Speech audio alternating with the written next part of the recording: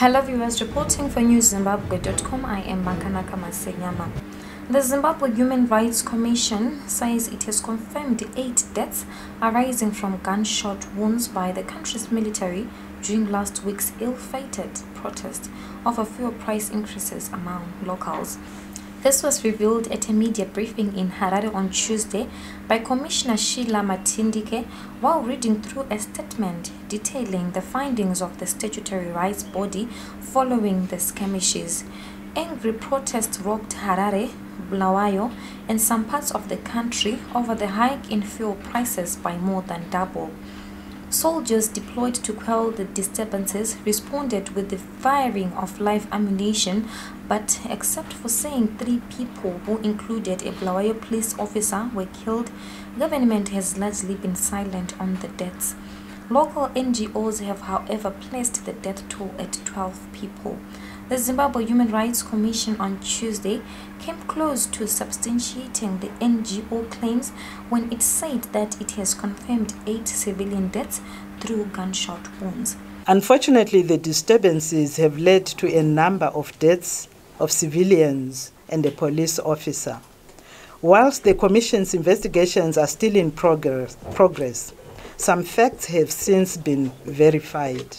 For example, a 22-year-old young man, Tinashe Choto, died as a result of gunshots and was buried on Saturday, 19 January 2019. A post-mortem report read to family members by the authorities confirmed the cause of death as gunshots. Eyewitnesses confirmed that the young man was shot near Makoni police station during a face-off between the protesters and law enforcement agents. This is what incensed the protesters, leading to the attack of Makoni police station. At least 8 deaths have been reported to the Commission and mostly attributed to use of live ammunition. Whilst the police officers in charge were not forthcoming with their side of the story, the verified facts raise a lot of questions around the crowd control capacity of the law enforcement agents. They seem to resort to use of brute, excessive and disproportionate force in most circumstances, thereby causing avoidable loss of life and also worsening the situation.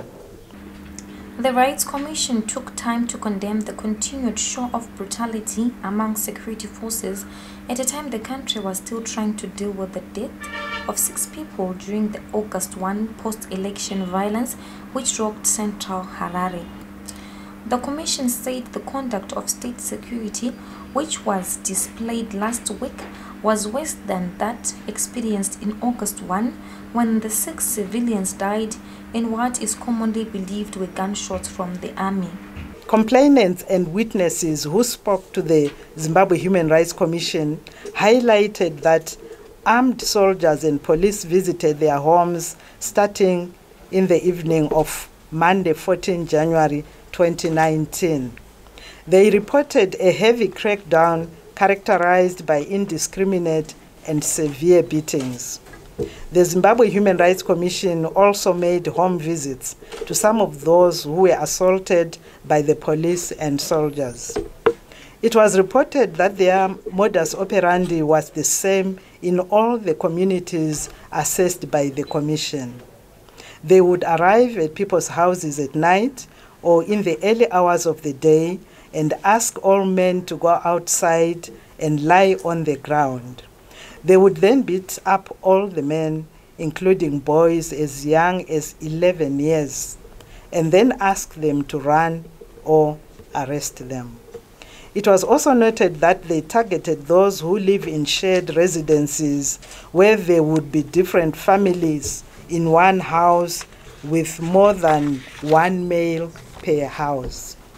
They would also target men and boys who live in houses that are near areas where looting took place or where barricades were set up, and just make dragnet arrests without investigating.